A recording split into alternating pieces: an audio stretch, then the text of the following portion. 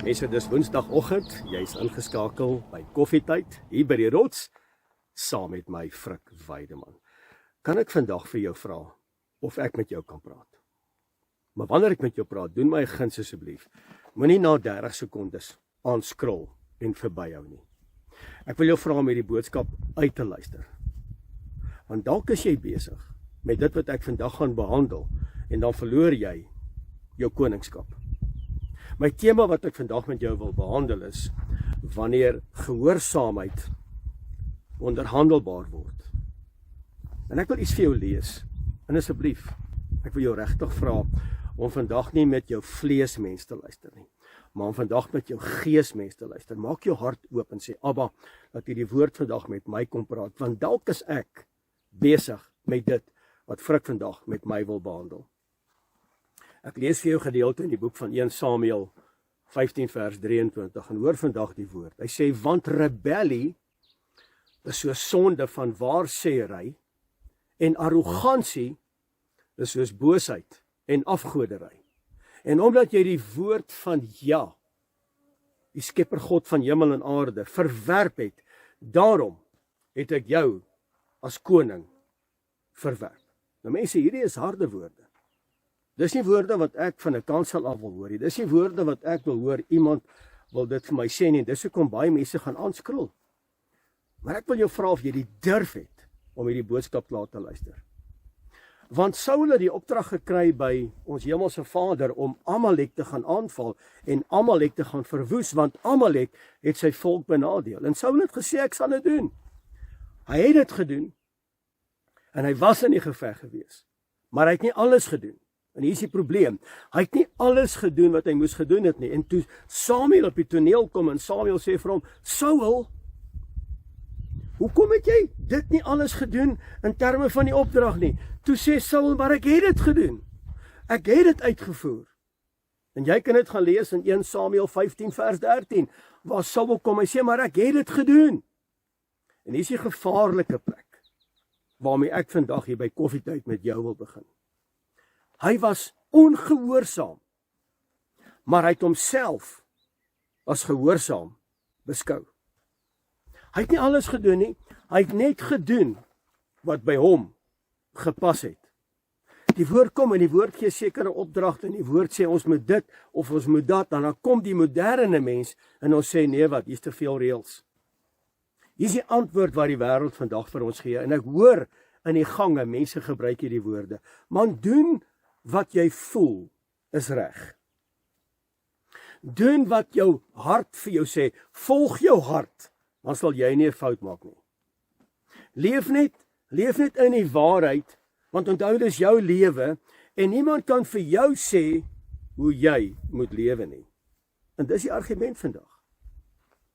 En wanneer die woord ons konfronteer in terme van gehoorsaamheid teenoor die woord, dan doen ons net dit wat vir ons gemaklik is, en dit waarmee ons onsself kan assosieer.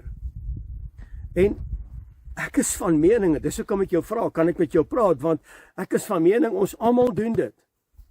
Ons sê een ding, maar ons doen 'n ander ding. En dan vra ons die vraag, maar, as ek die woord lees, en ek kom veral by dit wat vir Vader belangrik is, dan kom die vraag mos by my op, maar, is dit regtig relevant in 2026? Ek bedoel, Frik, have a heart, tye het verander. En dis presies wat Saul gedoen het. Saul het dieselfde argument gehad. Volgens Saul was hy gehoorsaam geweest, maar volgens Samuel, wat die woord ken en wat die stem van die lewende God ken, was Saul nie gehoorsaam nie. En Saul, is die probleem, het homself as gehoorsaam beskou. Hy was net gehoorsaam in die gedeelte wat vir hom reg was. En ons almal doen dit.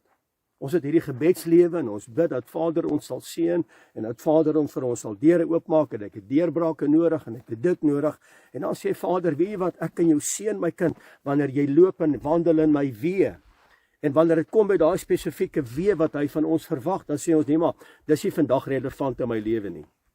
En dan, sonder dat ek dit weet, Saul het dit nie geweet nie. Sonder dat ek dit weet, kom ek in rebellie. Want ek besluit self wat is reg. en wat is verkeerd. Want jy sien, ek volg my hart. Dit gaan oor my gevoel, dit gaan oor my mening, dit gaan oor my waarheid, dit gaan oor my liggaam. En ek gaan nie toelaat dat enige iemand vir my sê wat ek moet doen en wat ek nie moet doen nie. Ek bedoel, dis my lewe. En uiteindelik neem ek dan die besluit in. Dis hoekom hy die woord sê, arrogansie is boosheid. En ons dink altyd boosheid gekom met hierdie figuurtjie, bloedrooi figuurtjie met die horings op die kop, met die lang stertjie en die vark in die hand, dis boosheid. Nee, boosheid is ook wanneer dit kom, wanneer ek besluite neem en wanneer ek met gehoorsaamheid begin onderhandel. En dan dink ek is reg. En dan word my koningskap afgeskeer. Want jy sien, dis my gevoel, dis my lewe. Ek gaan nie toelaat dat enige iemand vir my sê wat ek moet doen nie, en dis hardkoppigheid. En dis hardkoppigheid teenoor die woord, dis rebellie teenoor die woord, dis opstand teenoor die woord. En ons doen, en baie mense sal sê, maar ons doen die woord, en ons lees die woord, en ons bid, en ons gaan na die gemeente toe, en ek hou Shabbat, en ek volg die Torah, en ek ken die skrif, en ek praat soms in 'n geestelike taal, en alles, maar steeds hier binne in my, gaan ek nie toelaat dat iemand vir my sê hoe ek moet leef. En dan leef ons net in die gedeeltes waarin ons dit wil leef. En ons leef nie in alles nie. Dit is die probleem. En ons doen dit. En dis vanoggend die plek hier by die rots wat ek met jou wil praat en vir jou sê, hey, kom ek en jy kom terug na die woord. Kom ons teshuva en ons hoor weer wat die woord sê.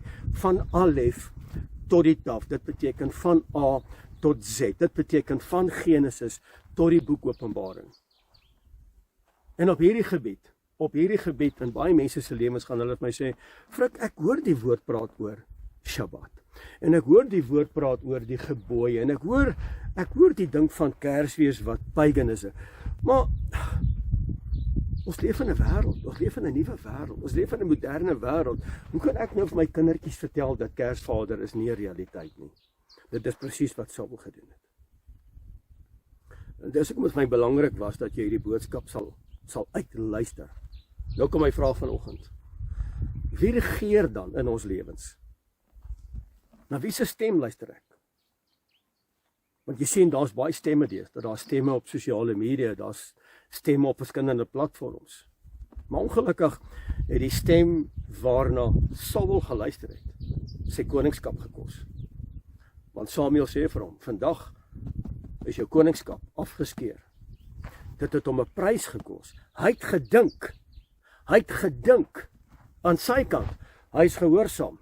Maar in terme van die woord, het hy dit nie gemaak nie.